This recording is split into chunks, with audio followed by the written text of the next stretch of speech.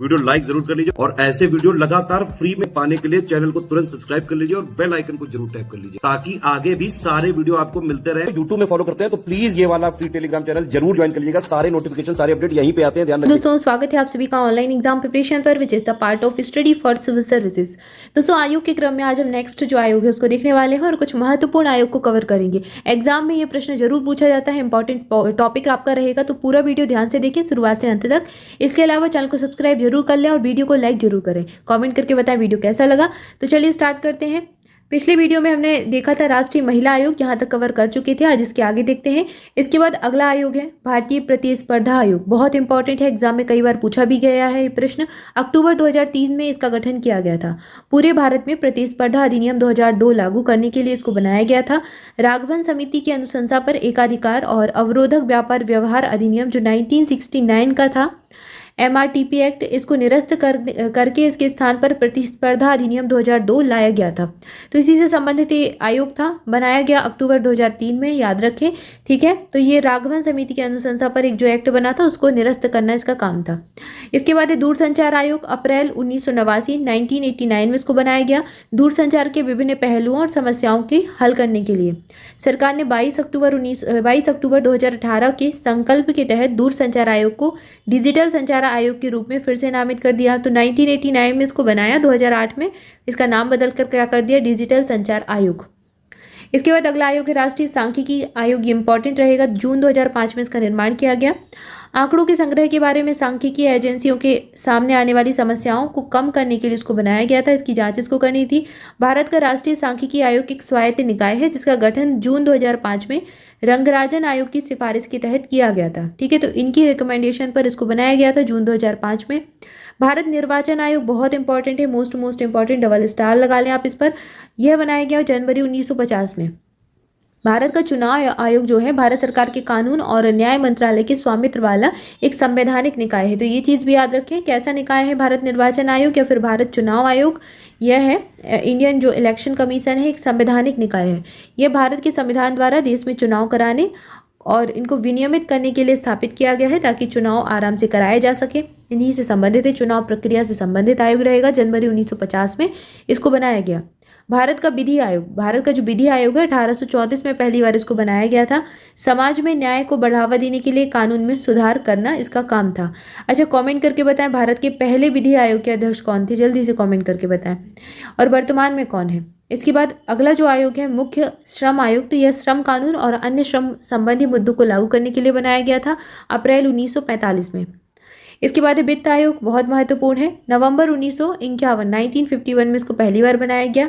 केंद्र और राज्यों के बीच वित्तीय संबंधों को परिभाषित करने के लिए बना था। वित्त आयोग भारतीय संविधान के अनुच्छेद 280 के तहत भारत के राष्ट्रपति के द्वारा भारत की केंद्र सरकार और व्यक्तिगत राज्य सरकारों के बीच वित्तीय संबंधन को परिभाषित करने के लिए समय समय पर गठित आयोग है। तो इसको जो है समय समय पर गठित किया जाता है और नवंबर 1951 में पहली बार इसको बनाया गया था, याद रखें।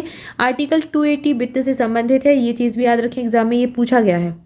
राष्ट्रीय वन आयोग, यह 2003 में बना। आयोग की स्थापना 2003 में भारत की नीति और कानून और भारत के वनों पर उनके प्रभाव की समीक्षा के आकलन के लिए की गई थी। इसके बाद केंद्रीय जल आयोग बहुत इंपॉर्टेंट है क्योंकि जल मिशन आजकल अभी चल रहा है। 1945 में इसको बनाया गया था। पूरे देश में जल संसाधनों के नियंत्रण, संरक्षण और उपयोग के लिए योजनाओं का प्रबंधन करना इसका काम था। ऊर्जा के अतिरिक्त स्रोतों के लिए एक आयोग बना 1981 में, पुराना आयोग है हालांकि ये, और इसका संबंध क्या है, ऊर्जा से संबंधित ही है। नवीन और नवीकरणीय ऊर्जा के विकास के लिए नीतियां और कार्यक्रम इसको तैयार करने थे, उन्हें लागू करना था और इस क्षेत्र में अनुसंधान और विकास का संचालन इस आयोग का काम था। राष्ट्रीय बाढ़ आयोग 1976 में ये बना था। देश में बाढ़ नियंत्रण की समस्याओं के लिए समन्वित, एकीकृत और वैज्ञानिक दृष्टिकोण विकसित करना इसका काम था। इसके बाद भारत बांग्लादेश संयुक्त नदी आयोग बना और यह 1972 में बनाया गया था।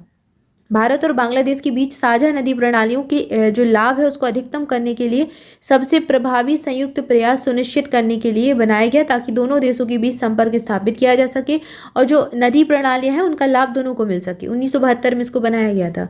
खाद्य और ग्राम उद्योग आयोग, ये एग्जाम में पूछा भी जा चुका है, 1956 का आयोग रहेगा ये, और ग्रामीण क्षेत्रों में खाद्य और ग्राम उद्योग की स्थापना और विकास की योजना बनाने से संबंधित आयोग था। ठीक है। और यह जो है खाद्य और ग्रामोद्योग आयोग भारत सरकार द्वारा अप्रैल 1957 में संसद के अधिनियम खाद्य और ग्रामोद्योग आयोग अधिनियम 1956 के तहत गठित एक वैधानिक निकाय है। तो ये चीज़ भी याद रखें, कैसा है, वैधानिक निकाय है, एक्ट के तहत बनाया गया है। कर्मचारी चयन आयोग जो एसएससी होता है, यह कब बना? 1975 में यह बना था। केंद्र सरकार के मंत्रालयों विभागों के विभिन्न पदों के लिए कर्मचारियों की भर्ती करना इसका उद्देश्य था और ये अभी तक काम कर रहा है। एसएससी का एग्जाम कई सारे बच्चे देते होंगे, तो जल्दी से कमेंट करके बताएं अभी वर्तमान में इस आयोग के अध्यक्ष कौन है, एसएससी के अध्यक्ष कौन है। नवंबर 1975 में इसको बनाया गया था। इसके बाद प्रशासनिक सुधार आयोग, भारत की लोक प्रशासन प्रणाली से संबंधित सिफारिशें देना इसका काम था। जनवरी 1966 में इसको बनाया गया। एक समिति है जो भारत के लोक प्रशासन और अधिक कारगर बनाने के लिए सुझाव देने के लिए भारत सरकार के द्वारा नियुक्त की जाती है। प्रथम प्रशासनिक सुधार आयोग 5 जनवरी 1966 को नियुक्त हुआ था। इसके बाद दूसरा बनाया गया 31 अगस्त 2005 को। तो ये चीज़ याद रखिए, इंपॉर्टेंट ये रहेगा, बहुत इंपॉर्टेंट है। इसके बाद संघ लोक सेवा आयोग यूपीएससी, एग्जाम आप सभी देते ही होंगे यूपीएससी का, और इसका गठन कब किया गया था? बहुत पुराना है यूपीएससी, 1 अक्टूबर 1926 को इसका गठन किया गया था। संघ की सेवाओं में नियुक्ति की परीक्षा आयोजित करना इसका काम होता है। साक्षात्कार के माध्यम से चयन द्वारा सीधी भर्ती इसके द्वारा की जाती है। पदोन्नति, प्रतिनियुक्ति, समावेशन आदि पर अधिकारियों की नियुक्ति। तो यूपीएससी का काम क्या है? परीक्षा आयोजित करवाना, साक्षात्कार करवाना और पदोन्नति आदि ये सारे काम देखना। ठीक है। इसके बाद है उत्तर प्रदेश अधीनस्थ सेवा चयन आयोग यूपी SSSC, जिसके तहत जो है आप सब एग्जाम देते हैं, कई सारे पीटी का एग्जाम अब कराया जाता है। उसके बाद जूनियर असिस्टेंट, वीडियो आदि सारे एग्जाम इसी के तहत होते हैं।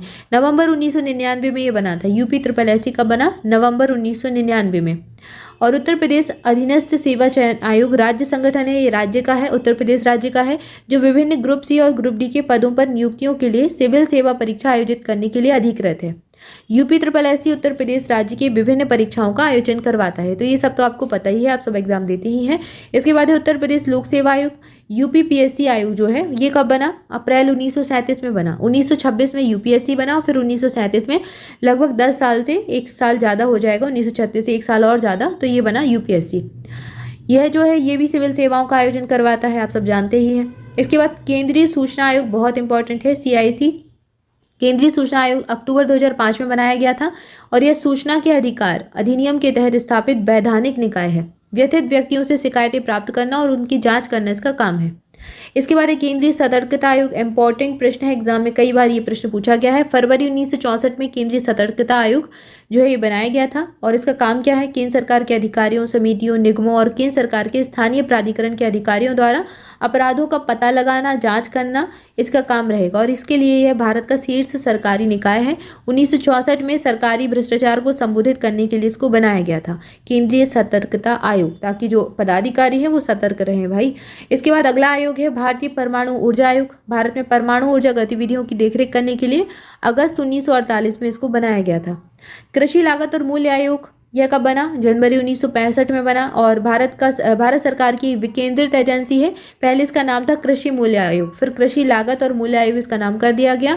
तो ये चीज़ याद रखें। इसके बाद राष्ट्रीय मानवाधिकार आयोग, इंपॉर्टेंट ये रहेगा, 1993 अक्टूबर 1993 में इसको बनाया गया था। काम क्या रहेगा? मानवाधिकारों की रक्षा करना, उनको बढ़ावा देना और यह एक स्वतंत्र वैधानिक संस्था है जिसकी स्थापना की गई थी मानव अधिकार संरक्षण अधिनियम 1993 के प्रावधानों के तहत। और अब इसकी डेट पूरी याद रखनी है, 12 अक्टूबर 1993 को ये बनाया गया था, राष्ट्रीय मानवाधिकार आयोग। ठीक है, मानवाधिकार आयोग 12 अक्टूबर 1993 को बना था, तो पूरी डेट याद रखें। इसके बाद विश्वविद्यालय अनुदान आयोग, ये एग्जाम में कई बार पूछा गया है, नवंबर 1956 में बना था, UGC। भारत में विश्वविद्यालय को मान्यता प्रदान करने के लिए, धन का वितरण करने के लिए जो स्कॉलरशिप आदि दी जाती है, विश्वविद्यालय शिक्षा में मानकों को बनाए रखना, ये सब इसका काम था। तो विश्वविद्यालय से संबंधित कार्य काम करता है UGC जो है आपका विश्वविद्यालय अनुदान आयोग। डेट इसकी याद रखें, नवंबर 1956 में ये बना था। अगला है राष्ट्रीय अनुसूचित जनजाति आयोग, फरवरी 2004 में बनाया गया। अनुच्छेद 338 से अन्य बातों के साथ साथ NC/ST को संविधान के तहत या फिर किसी अन्य कानून के तहत या सरकार को किसी अन्य आदेश के तहत जो STs हैं, अनुसूचित जनजातियां हैं, उनको प्रदान किए गए विभिन्न सुरक्षा उपायों के कार्यान्वयन की निगरानी करना, ऐसे सुरक्षा उपायों के कामकाज का मूल्यांकन करना, ये सब शक्ति इस आयोग को दी गई है। याद रखिए, फरवरी 2004 में बना। असंगठित क्षेत्र के उद्यमों के लिए एक राष्ट्रीय आयोग, ये कब बना? ये भी सितंबर 2004 में बनाया गया था और इसका काम क्या था? असंगठित क्षेत्र के जो उद्यम है उनके द्वारा सामना किए जाने वाले मुद्दों का समाधान करना, उनकी जो समस्याएं हैं उनका समाधान करने के लिए इसको बनाया गया था। तो इस प्रकार हमने आयोग देख लिए, नए पुराने सारे आयोग जो थे हमने कवर कर लिए। इसके आगे कुछ और नई समितियां हैं जो 2022 में जिनका निर्माण किया गया, उनके बारे में हम पढ़ेंगे आगे आने वाले वीडियोस में। तब तक के लिए आप सभी चैनल के साथ जुड़े रहें। अगर आप स्टडी फॉर सिविल सर्विसेज की कोई भी पेड ग्रुप ज्वाइन करना चाहते हैं तो इन नंबर्स पर कॉल करके जानकारी ले सकते हैं। 3 आपको नंबर दिए गए हैं, आप किसी पर भी कॉल करेंगे आपको पूरी इन्फॉर्मेशन मिल जाएगी। आज के लिए इतना ही, मिलेंगे नेक्स्ट वीडियो में। Thank you so much.